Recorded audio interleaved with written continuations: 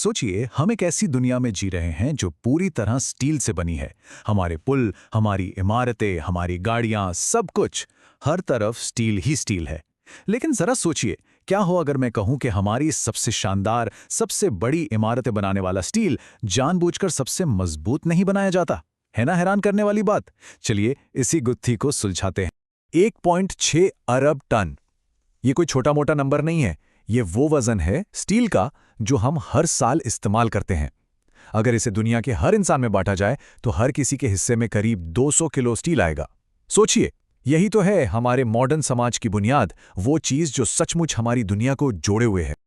ये सब सिर्फ इमारतें नहीं हैं, ये तो इंजीनियरिंग के कमाल हैं जो हर हद को पार कर जाते हैं। और इन सब में जानते हैं क्या कॉमन है?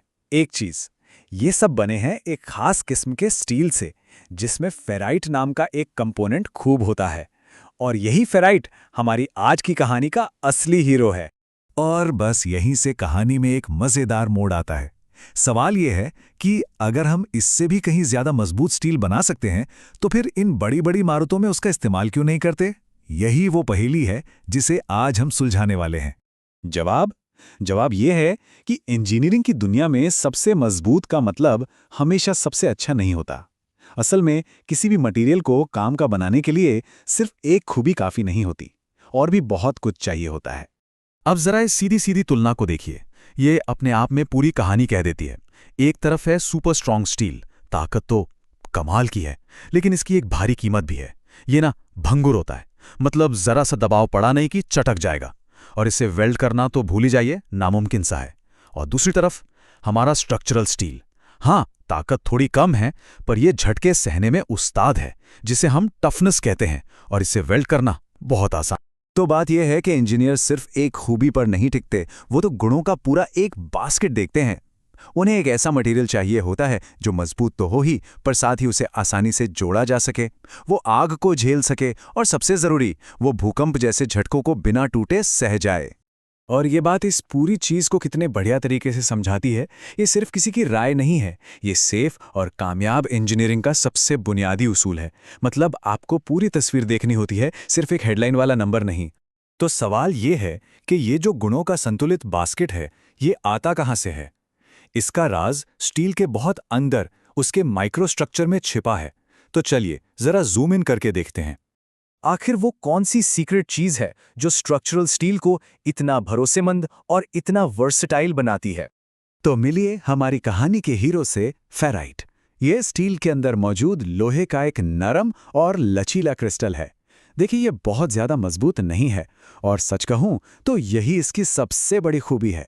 यही वो चीज है जो स्टील को वो जरूरी टफनेस और फ्लेक्सिबिलिटी देती है।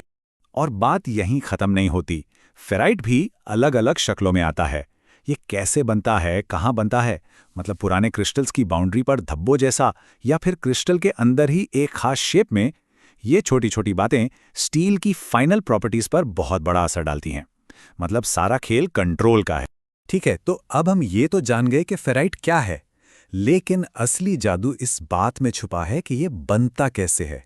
ये कोई अचानक से होने वाली चीज नहीं है, नहीं, ये एक बहुत ही कंट्रोल्ड, एक नियंत्रित बदलाव है।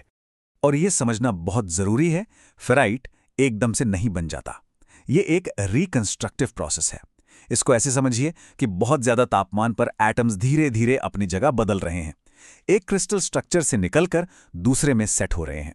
ये जो धीमी, सोची समझी चाल है ना, बस यही तो सब कुछ है। तो देखिए, ये होता कैसे? जैसे ही स्टील ठंडा होना शुरू होता है, फेराइट के नए क्रिस्टल बनने लगते हैं, ठीक है।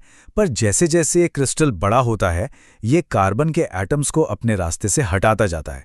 अब ये कार्बन क्रिस्टल के ठीक आगे जाकर जमा हो जाता है और एक तरह का ट्रैफिक जैम बना देता है। और इसी जैम के वजह से फेराइट की ग्रोथ अपने आप धीमी पड़ जाती है।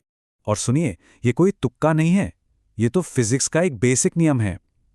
ये जो कार्बन का जमाव है ना, ये पक्का करता है कि ग्रोथ की रफ्तार वक्त के साथ नेचुरली कम हो जाए। और यही वो चीज़ है जो हमें इसे कंट्रोल करने की ताकत देती है। असल में ये इतना ज़्यादा प्रेडिक्टेबल है कि इसके लिए एक मैथमेटिकल नियम भी है, पैराबोलिक लॉ। इसका सीधा सा मतलब यह है कि मेटलर्जिस्ट एकदम सटीक तरीके से कैलकुलेट कर सकते हैं कि फेराइट कितनी तेज़ी से बढ़ेगा। और यही दोस्तों कंट्रोल की असली पावर है। अगर ये थोड़ा कॉम्प्लिकेटेड लग रहा है तो एक बहुत आसान सा उदाहरण है। सोचिए कि किसी तालाब पर बर्फ जम रही है। जैसे जैसे बर्फ की परत मोटी होती जाती है, नीचे के पानी की गर्मी का बाहर निकलना उतना ही मुश्किल होता जाता है ना? और इससे क्या होता है? नई बर्फ जमने की रफ्तार धीमी पड़ जाती है। फेराइट की ग्रोथ भी बिल्कुल बिल्कुल ऐसे ही काम करती है। कार्बन को रास्ते से हटने में वक्त लगता है और यही चीज पूरी प्रक्रिया को धीमा कर देती। तो चलिए अब इन सारी कड़ियों को जोड़ते हैं और समझते हैं कि आखिर ये सब इतना ज़रूरी क्यों है। क्योंकि ये कहानी सिर्फ स्टील की नहीं है, ये कहानी है स्मार्ट मटेरियल डिज़ाइन की। और यही है इस पूरी बातचीत का निचोड़। हमें दुनिया का सबसे ताकतवर स्टील नहीं चाहिए, हमें वो स्टील चाहिए जिस पर हमारा सबसे ज़्यादा कंट्रोल हो, ताकि हम हर काम के लिए एकदम परफेक्ट प्रॉपर्टीज तैयार कर सकें।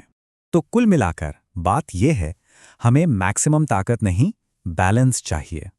वो बैलेंस हमें फेराइट से मिलता है, और क्योंकि फेराइट की ग्रोथ धीमी और प्रिडिक्टेबल है, हमारा उस पर पूरा कंट्रोल होता है। और इसीलिए ये कमज़ोर दिखने वाला स्टील ही असल में हमारी दुनिया को बनाने के लिए सबसे स्मार्ट, सबसे सेफ और सबसे बेहतरीन चॉइस है। और ये बात हमें सोचने पर मजबूर करती है ना? अक्सर जो चीज़ सबसे ज़्यादा दिखावटी या सबसे मजबूत होती है, ज़रूरी नहीं कि वो सबसे काम की भी हो। कभी कभी असली ताकत तो कंट्रोल, बैलेंस और भरोसे में छिपी होती है। अगली बार जब किसी पुल से गुजरें तो एक पल के लिए उस होशियार, उस कमज़ोर स्टील के बारे में ज़रूर सोचिएगा जिसने उसे थाम रखा है।